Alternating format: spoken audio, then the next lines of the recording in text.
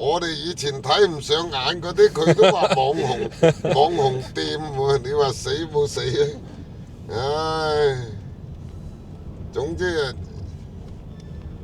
有啲地方呢就排隊嘅。好啦，如果你哋想食飯呢，嗱，我帶你喺呢度慢慢行。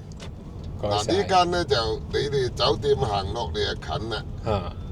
嗱，不過你要訂位嘅，我哋以前成日嚟呢度食嘅。即係鳳城康記。排骨煲啊，係咪？啊，骨煲啊成啦，我哋以前成日去。啲仔女呢，細個嗰時呢，個個都去。細個嗰時啊，梗係話出去食飯，我哋咪去嗰度咯，平啊嘛。嗱，呢間嘢呢就打邊爐，即係打火鍋啊食啊，但係都係貴，但係澳門人都可以接受。其他啲火鍋店好貴嘅。OK。我哋以前嚟呢度食粥得啦，食呢度啊食粥啊腸粉啊咁樣夜晚啊。你哋嗰啲喺呢度住食嘢啊平啦。